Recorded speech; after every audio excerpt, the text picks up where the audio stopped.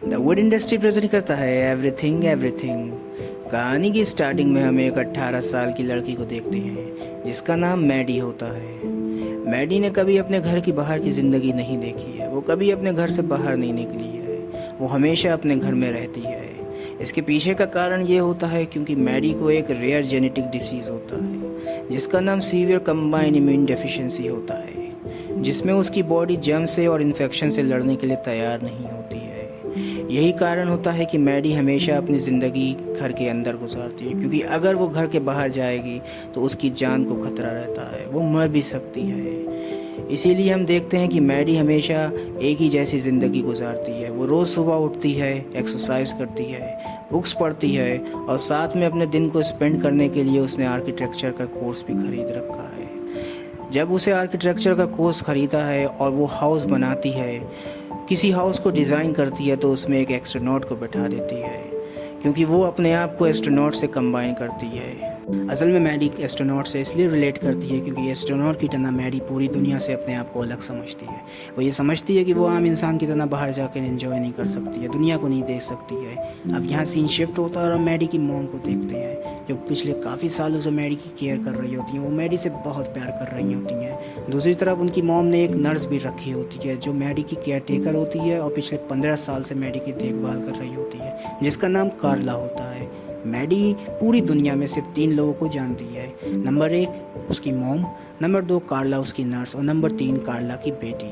अब यहाँ scene shift होता है और हम देखते हैं कि मैडी के पड़ोस में नए पड़ोसी आते हैं। एक कार से एक लड़का उतरता है जिसका नाम ओलिवर होता है। उसकी निगाह मैडी पे जाती है, वो मैडी को देखता है। थोड़ी देर बाद वो हे कहता है और मैडी उधर से हेलो कहती है और वो वहाँ से चले जाते हैं। और हम देखते हैं कि कुछ देर बाद ओलिवर अपनी बहन के साथ केक लेकर मैडी के घर पे आता है। दरवाजे पे उसे मैडी की मॉम मिलती हैं और वो उनसे बात करता है, लेकिन मैडी की मॉम केक लेने से मना कर देती हैं। एक्चुअली इसके पीछे रीज़न ये होता है कि वो ये सोचती हैं कि अगर इस केक के ज़रिए इन्फेक्शन मैडी के अंदर चला गया तो मैडी की मौत भी हो सकती है और उसकी जान को खतरा भी है। इसीलिए वो केक लेने से मना करती हैं और वो चाह ही रही होती हैं कि ओलिवर उनसे कहता है कि आपकी बेटी कहाँ है। मैडी की मॉम उनसे साफ साफ मना कर देती हैं कि मेरा बेटी यहाँ पर नहीं है। वापस अपने घर जाकर वो सबसे पहले अपने रूम में जाता है और ये देखता है कि सामने वाले रूम में मैडी आ चुकी है। वो दोनों एक दूसरे की तरफ जाते हैं और एक दूसरे से बात करना चाहते हैं, लेकिन वो कर नहीं सकते हैं कि अचानक ओलिवर को एक आइडिया सोचता है। वो अपने रूम की विंडो पर अपना नंबर लिख देता है और मैडी से कहता है कि तुम मुझे मैसेज करो। मैडी उस नंबर को अपने मोबाइल में सेव करती है और ओलिवर को मैसेज करती है। अब इन दोनों के बीच में बात स्टार्ट हो जाती है। दोनों बहुत बात करते हैं एक दूसरे से। ओलिवर बातों ही बातों में उससे पूछता है कि तुम क्या अपने रूम में अरेस्ट हो, तुम्हारी मॉम तुम्हें बाहर क्यों नहीं निकलने देती हैं। मैडी उसे सब रीज़न बता देती है कि क्या वो परेशानी उसे है और क्यों नहीं वो वापस जा सकती है और क्यों नहीं वो बाहर की ज़िंदगी एंजॉय कर सकती है। तो हम देखते हैं कि इन दोनों के बीच में बात होना स्टार्ट हो जाती है। ये दोनों रोज़ाना एक दूसरे से बात करते हैं। मैडी को लगता है कि वो ओलिवर से ऐसे बात कर रही है कि दोनों एक दूसरे के करीब बैठे हों, लेकिन हकीकत में ऐसा नहीं होता है। मैडी अपनी बीमारी के चलते बाहर नहीं जा सकती, वो बाहर का एनवायरनमेंट एंजॉय नहीं कर सकती, बाहर के लोगों से नहीं मिल सकती है और ये बात ओलिवर को पता होती है। इसीलिए वो बहुत बेचैन होता है। वो उससे हकीकत में मिलना चाहता है, उसके पास जाना चाहता है, लेकिन ऐसा मुमकिन नहीं हो पाता है। एक दिन मैडी जब ओलिवर से बात कर रही होती है कि अचानक उसकी नर्स कार्ला वहाँ आ जाती है। अपनी नर्स को अचानक देखकर मैडी बहुत घबरा जाती है और वो लैपटॉप को बंद कर देती है। कार्ला उससे पूछती है कि तुम किससे बात कर रही थी। मैडी उससे झूठ बोल देती है कि वो किसी से बात नहीं कर रही थी। हालांकि कार्ला को पता होता है कि मैडी ओलिवर से बात कर रही होती है। अगले दिन हम देखते हैं कि मैडी कार्ला से कहती है कि मुझे ऐसा लगता है कि ओलिवर हमारे घर पर विजिट कर सकता है। कार्ला उससे कहती है कि नहीं, ऐसा नहीं हो सकता है, ना कि ये तुम्हारी मॉम को पसंद आएगा बल्कि तुम्हारी बॉडी के लिए भी हानिकारक है। तुम्हारी बॉडी बाहर के एनवायरनमेंट और बाहर के लोगों को सर्वाइव नहीं कर सकती है, वो ऐसी बनी नहीं है, वो ऐसे लायक नहीं है। ये सुनकर मैडी को बहुत बुरा लगता है और ओलिवर उसी रात मैडी के घर पे भी आता है। मैडी और ओलिवर एक दूसरे के सामने होते हैं, लेकिन उनके सामने एक शीशे की दीवार होती है जिसकी वजह से वो एक दूसरे से बात नहीं कर सकते हैं, ना कि एक दूसरे से मिल सकते हैं, बल्कि वो एक दूसरे को देखते रहते हैं। मैडी उससे काफ़ी कुछ कहना चाहती थी लेकिन वो कुछ कह नहीं पाई और ओलिवर भी उससे काफ़ी कुछ कहना चाहता था और सुनना चाहता था, लेकिन वो दोनों नहीं हो पाया और इसलिए वो वहाँ से चले जाते हैं। अब सीन शिफ्ट होता है और हम देखते हैं जैसे जैसे दिन गुजरते जाते हैं इन दोनों की दूरियाँ कम हुए जा रही हैं। दोनों अब एक दूसरे के बहुत करीब आ चुकी हैं और एक दूसरे से प्यार करने लगती हैं, लेकिन इस बात का पता मैडी की नर्स कार्ला को हो जाता है। वो समझ जाती है कि मैडी को प्यार हो गया है। वो समझ जाती है कि मैडी अब प्यार करने लगी है। कार्ला को इस बात का पता चल जाता है कि मैडी और ओलिवर एक दूसरे से प्यार करते हैं और वो मैडी से ये भी कह देती है कि तुम्हारी बॉडी के लिए अच्छा नहीं है, तुम्हारी बॉडी बाहर के एनवायरनमेंट में सर्वाइव नहीं कर सकती है, वो दूसरे लोगों से मिलने के लायक नहीं है। साथ ही में हम ये भी देखते हैं कि कुछ दिन बाद मैडी की नर्स कार्ला ओलिवर को इन्वाइट करती है अपने घर पे और वो मैडी से कह देती है कि मैं ये काम तुम्हारी मॉम से छुप के कर रही हूँ और इसके बारे में तुम्हारी मॉम को बिल्कुल पता नहीं चलना चाहिए। इसी वजह से हम देखते हैं कि ओलिवर और मैडी अब दोनों के पास आ चुके हैं। वो दोनों एक दूसरे से बात करते हैं, एक दूसरे की एक्सपीरियंस, एक दूसरे के थॉट्स शेयर करते हैं। इसी वक्त कार्ला उनसे कह देती है कि तुम्हारे मिलने का टाइम अब ख़त्म हो चुका है, तुम अपने घर जा सकते हैं और वो वहाँ से चला जाता है। हम देखते हैं कि वो दोनों एक दूसरे के थॉट्स, एक दूसरे की फीलिंग को शेयर करने के बाद अपने घर पे चले गए हैं और वो दोनों एक दूसरे ही के बारे में सोच रहे हैं।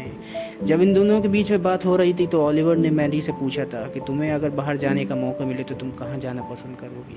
तो मैडी ने उसे बताया था कि मैं समुद्र यानी ओशन देखना चाहती हूँ क्योंकि धरती का 70% पार्ट ओशन है और मैंने वो आज तक कभी नहीं देखा, मेरी वो देखने की बहुत ख्वाहिशात है। ये सुनकर ओलिवर समझ जाता है कि वो बाहर जाना चाहती है, वो बाहर के इन्वायरमेंट को एंजॉय करना चाहती है, लेकिन वो अपनी बॉडी और इस डिसीज़ की वजह से जा नहीं सकती है।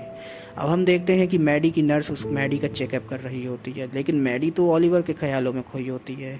वो अपनी नर्स से कहती है कि हम अब ओलिवर से कब मिल सकते हैं। उसकी नर्स उसे साफ साफ मना कर देती है और वो ये कहती है कि कम से कम तुम्हें 1 हफ्ता लगेगा किसी बॉडी से कांटेक्ट में आने में और उससे बात करने में। 1 हफ्ते तक तुम उससे किसी से भी नहीं मिल सकती हो। अब यहाँ सीन शिफ्ट होता है और हम देखते हैं कि मैडी अपनी खिड़की पे बैठी होती है। वो अपनी खिड़की पे ओलिवर के बारे में सोच ही रही होती है कि अचानक ओलिवर अपने डैड से लड़ने लगता है। वो बाहर आके ओलिवर अपने डैड से लड़ रहा होता है, उन दोनों के बीच में अच्छे रिलेशन नहीं होते हैं और वो देखती है कि अचानक ओलिवर का डैड उस पर हाथ उठा देता है, वो गिर जाता है। वो बहुत हड़बड़ा जाती है और परेशान होती है। वो चाहती है कि वो ओलिवर को बचाए, इसीलिए वो अपने घर को छोड़ के बाहर निकल जाती है, जिसे देखकर ओलिवर परेशान हो जाता है। वो उससे कहता है कि तुम्हें बाहर नहीं आना चाहिए था, ये तुम्हारी बॉडी के लिए खतरनाक है, तुम्हारी बॉडी में जर्म्स या कुछ इन्फेक्शन हो सकता है। ये सुनकर मैडी फिर से अपने घर पे चली जाती है, लेकिन ये पूरा सीन उसकी मॉम ने देख लिया होता है। उसकी मॉम समझ जाती है कि इन दोनों के बीच में कुछ चल रहा है, यानी ये एक दूसरे से प्यार करने लगे हैं। अब वहाँ पर हम देखते हैं कि मैडी की मॉम मैडी से बात करती हैं। मैडी उसे सब कुछ बता देती है कि वो कैसे ओलिवर से प्यार करने लगी है। और दूसरी तरफ हम देखते हैं कि मैडी की मॉम मैडी की फीलिंग की रिस्पेक्ट करती हैं। वो कहती है तुम्हें चिंता करने की कोई ज़रूरत नहीं है, मैं सब कुछ ठीक कर दूंगी। असल में मैडी की मॉम को ये पता चल जाता है कि उनकी परमिशन के बिना कार्ला ने ओलिवर और मैडी को मिलने दिया, क्योंकि ओलिवर जब मैडी के घर पे आया था तो वो अपना एक बैंडेज छोड़ गया था जो कि मैडी की मॉम को मिल जाता है। अगले दिन वो कार्ला जो 15 साल से उनके काम कर रही थी, मैडी की देखभाल करती उन्हें निकाल देती है, ये कह के कि तुमने मेरी परमिशन के बिना ओलिवर और मैडी को मिलने दिया। और साथ ही साथ वो मैडी को अब और स्ट्रिक्ट रूल में रखती है। वो उन्हें एक कमरे में बंद कर देती है और वो ये भी कहती हैं कि तुम किसी से अब नहीं मिल सकती हो। ये देखकर मैडी बहुत उदास हो जाती है और हम देखते हैं कि मैडी की अब तबीयत ख़राब हो जाती है। उसकी तबीयत कुछ ज़्यादा ही ख़राब हो जाती है, जिसकी वजह से उसकी मॉम बहुत परेशान हो जाती है। और वहाँ पर उसकी नर्स भी अब मौजूद नहीं होती है जो 15 साल से मैडी की देखभाल कर रही होती है। हालांकि मैडी की मॉम डॉक्टर होती हैं और उसकी तबीयत को ठीक कर देती हैं।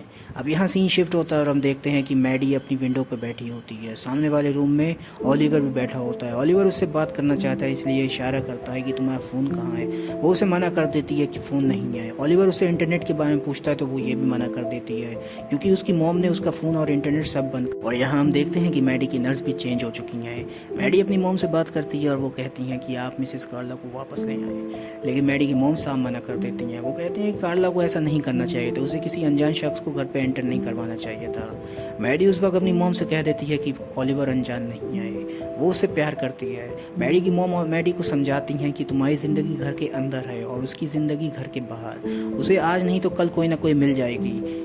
मैडी अपनी मॉम की बात को समझती है और अब वो धीरे धीरे ये इमेजिन करना शुरू कर देती है कि ओलिवर अब एक लड़की के साथ अपने ट्रक में बैठ के चला जाता है। इसी कारण कि वो अब मैडी का ओलिवर की तरफ से ध्यान भी हटना शुरू हो जाता है और वो ओलिवर का फ़ोन भी उठाना बंद कर देती है। और यहाँ हम देखते हैं कि अगले दिन उसकी विंडो पर बहुत सारे ओशन के फ़ोटो लगे होते हैं और साथ ही में एक नोट भी लगा होता है जिसमें लिखा होता है you deserve everything that you want और you deserve to be see the ocean. उस नोट्स और उन फोटोज़ को देख के मैडी को ये रियलाइज़ हो जाता है कि कैसे वो अपनी ज़िंदगी डार्कनेस में काट रही थी। अब वो फैसला करती है कि वो पूरी ज़िंदगी बाहर जाके जिएगी, वो अच्छे से इन्वायरमेंट को एंजॉय करेगी। इसीलिए वो रात में अपनी मॉम के लिए एक नोट लिखती है जिसमें वो बताती है कि वो अपनी ज़िंदगी बाहर जीना चाहती है, वो लाइफ को एंजॉय करना चाहती है। वो ये काम ओलिवर के लिए नहीं कर रही है बल्कि अपने लिए कर रही है। और ये कहकर वो घर से निकल जाती है। अपने घर से निकलने के बाद वो डायरेक्ट ओलिवर के घर पे जाती है। ओलिवर उसे देखकर घबरा जाता है। वो उससे कहता है कि तुम्हें यहाँ नहीं होना चाहिए था, ये तुम्हारी हेल्थ के लिए अच्छा नहीं है, तुम्हें अपने घर चले जाना चाहिए था। लेकिन मैडी उससे झूठ बोलती है। वो कहती है कि मैं एक थेरेपी ले रही थी जिससे मुझे चेक करना होगा कि ये थेरेपी काम कर रही है या नहीं, इसलिए मुझे बाहर के वातावरण में आना पड़ेगा। ओलिवर समझ जाता है कि वो झूठ बोल रही है, इसलिए वो उसे मना करता है। लेकिन मैडी उसे कन्विंस कर लेती है और वो दोनों एक दूसरे के साथ लॉन्ग ड्राइव पे निकलते हैं। ओलिवर उससे पूछता है कि तुम्हें कहाँ जाना है, तो मैडी उससे कहती है कि हम हवाई चल रहे हैं। वो दोनों हवाई चले जाते हैं। हवाई में जाके वो दोनों ओशंस में एंजॉय करते हैं। वो दोनों बहुत एंजॉय करते हैं। मैडी अपनी लाइफ का पहला ऐसा सीन देख रही होती है जिसमें उसने पहली बार ओशन देखा होता है। वो अपनी लाइफ को बहुत अच्छा फेस जी रही होती है। अब यहाँ हम देखते हैं कि मैडी की मॉम ओलिवर की बहन से पूछती है कि तुम्हारा भाई कहाँ है। ओलिवर की बहन बताती है कि मुझे नहीं पता मेरा भाई कहाँ गया है। दूसरी तरफ सीन शिफ्ट होता है और हम देखते हैं कि मैडी की तबीयत अचानक खराब हो जाती है। वो अचानक से बेहोश हो जाती है। जब उसकी आँख खुलती है तो वो अपने घर पे होती है। वो पूछती है कि ओलिवर कहाँ है, तो उसकी मॉम रिलैक्स कराती है और उससे कहती है कि वो अपने घर पे आए। अब ओलिवर और मैडी के बीच में बात होना बंद हो जाती है। यहाँ सीन शिफ्ट होता है और दूसरी तरफ हमें ये दिखाया जाता है कि हवाई में जो डॉक्टर जिसने मैडी का इलाज करा था, जब मैडी बेहोश हो गई थी उसका फ़ोन कॉल आता है। वो अपनी रिपोर्ट्स मैडी को भेजता है और वह उस रिपोर्ट में बताता है कि तुम बेहोश इसलिए हुई थी क्योंकि तुम्हारा इम्यून सिस्टम बहुत कमज़ोर था। अब यहाँ आता है मूवी का बहुत बड़ा टर्निंग पॉइंट, जहाँ डॉक्टर उसे बताते हैं कि तुम्हें ऐसा सर्वर कंबाइंड इम्यून डिफिशिएंसी नहीं है या इस प्रकार की कोई भी डिफिशिएंसी नहीं है। असल में मैडी कई सालों से बल्कि बचपने से बाहर नहीं निकली होती। उसने बाहर के एनवायरनमेंट सर्वाइव नहीं करा होता, ना वो कभी बीमार हुई होती है। इस वजह से उसका इम्यून सिस्टम बहुत कमज़ोर होता है। मैडी अपने बॉडी चेकअप, मेडिकल चेकअप और रिपोर्ट्स के बारे में सोचने लगती है। वो ये सोचती है कि पिछले 15 साल से उसकी नर्स जो उसके मेडिकल टेस्ट करती थी और उसकी मॉम जो बचपने से उसके साथ टेस्ट कर रही थी, वो क्या था, उसमें क्या डिफिशिएंसी थी। वो अब अपने रूम में उन रिपोर्ट्स को सर्च करना शुरू कर देती है। उसे सारी रिपोर्ट्स मिल जाती हैं, लेकिन वो एक भी रिपोर्ट्स में सीवियर कंबाइंड इम्यून डिफिशिएंसी के बारे में नहीं देख पाती है, क्योंकि वो उस टाइप का डिसीज़ उसकी रिपोर्ट्स में होता ही नहीं है। रिपोर्ट्स में साफ साफ लिखा होता है कि उसे मामूली सी इम्यून सिस्टम की प्रॉब्लम है, जिसकी वजह से वो सर्वाइव नहीं कर पा रही है बाहर के एनवायरनमेंट को। वो बहुत ज़्यादा ही दुखी होती है देखकर और उसे समझ में नहीं आता है कि उसकी ज़िंदगी में क्या चल रहा है। इसे कहती हैं कि तुम्हारा भाई और तुम्हारे डैड को मैंने एक कार एक्सीडेंट में खो दिया था। मैं तुम्हें नहीं खोना चाहती थी, मैं चाहती थी कि तुम मेरे पास रहो, इसीलिए मैंने तुम्हें अपने घर पे रखा। बाहर की दुनिया बहुत गलत है, वो तुम्हें सरवाइव करने नहीं देती और ये कारण था कि मैडी की मॉम ने उनसे झूठ बोला था। पिछले कई सालों से वो उसे घर पे इसलिए रख रही थी। अपनी मॉम की ये बात सुनकर मैडी को बिल्कुल अच्छा नहीं लगता है। वो बहुत ज़्यादा दुखी होती है क्योंकि उसने अपनी ज़िंदगी की एक ज़्यादा उम्र घर में बिता दी। वो बाहर का एनवायरनमेंट और बाहर के लोगों को एंजॉय नहीं कर पाई, इसीलिए वो अपनी मॉम से ऊपर गुस्सा होती है। लेकिन कहीं ना कहीं वो अपनी मॉम की जिम्मेदारी और उनकी टेंशन को भी समझती है। वो समझती है कि उसकी मॉम उसे खोना नहीं चाहती थी। वो अपनी मॉम से बात करती है और वो उनसे कहती है कि मैं अपनी बची हुई ज़िंदगी एंजॉय करना चाहती हूँ। जो ज़िंदगी मैंने डार्कनेस में काटी है, अब मैं अपनी बची हुई लाइफ दूसरे इन्वायरमेंट में गुजारना चाहती हूँ जहाँ पर मैं खुश रहूँ। और ये कहकर वो बाहर निकल जाती है। बाहर जाकर वो सबसे पहले ओलिवर के पास जाती है और ओलिवर को सारी सिचुएशन बता देती है। अब हम देखते हैं कि ये दोनों बहुत खुश होते हैं और एक साथ अपनी लाइफ एंजॉय कर रहे होते हैं। और यहाँ हो जाता है कहानी का दी एंड। कहानी के एंड में हमें पता चलता है कि मैडी और ओलिवर अपनी लाइफ में बहुत खुश होते हैं। वो एक दूसरे के साथ बहुत एंजॉय करते हैं और वो एक दूसरे के साथ बहुत खुश होते हैं। दूसरी तरफ हमें ये भी पता चलता है कि मैडी ने अपनी मॉम को माफ़ कर दिया होता है, क्योंकि वो अपनी मॉम की सिचुएशन को समझती है और मॉम उससे बहुत प्यार भी करती हैं। तो ये कहानी आपको कैसी लगी ये कमेंट बॉक्स में बताना ना भूलिएगा। और मैडी की जगह आप होते तो आप क्या करते। अगर आपको मेरी ये स्टोरी पसंद है और ऐसी स्टोरियाँ देखना चाहते हैं तो मेरे चैनल को सब्सक्राइब कर दीजिए। मिलते हैं एक अगली वीडियो में, जब तक के लिए गुड बाय।